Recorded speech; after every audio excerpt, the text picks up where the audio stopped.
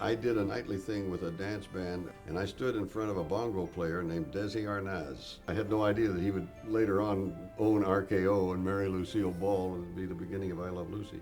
Desi came out and I want you to meet my wife, the beautiful redhead Lucille Ball, and Vivian Vance and Bill Frawley, and we were off to the races with the first show.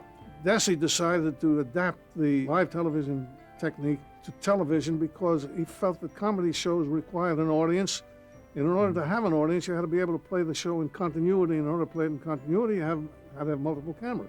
The 3 cameras all had their assignments on the floor. They would come up on the moviola, and I would call shots and then put it together, and then we would show it to Desi.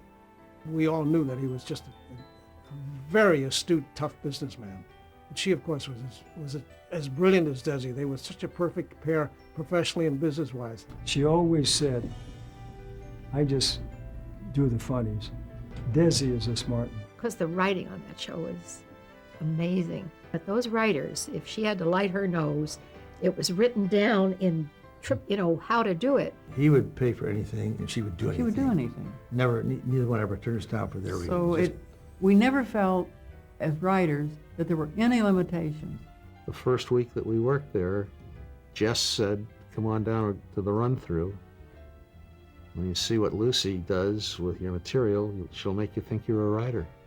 She was amazing because almost every week she had to become an expert at something. She had to learn how to work the trampoline. Whatever the project was she was doing, she had to be an expert at it by the end of the week so she could relax and be comedic.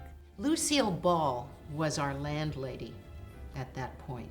She owned Desilu, and I will never forget one day she came up to me and she said, "You're very good," and then walked on. And that was the greatest gift I ever received in this business. I don't think I have another moment that compares with the impact of those words. People just really love Lucy. They love the character of Lucy. She's like a lot of women out there that are actually like Lucy. Lucy wasn't like that in real life. She played a character like that. She must have known somebody like that she could play, and so she did it, and she did it good. That CBS would protect the people who were commercially valuable to them. Like Lucy was everything. She tripped on a cable one day, and he grabbed me and says, anything happens to her and we're all in the shrimp business. She was the funniest of all the ladies that I knew. Funniest of all the comedians that I knew. She represented what a lot of women would like to have in their lives. And the show was funny, it was clean. It could be seen by any one of the family, from the little child to the grandmother. The legacy of I Love Lucy is unbelievable. I mean, we're looking at something that 4 generations of people literally now have seen as they grew up. Our generation and then each generation after that. And it doesn't age.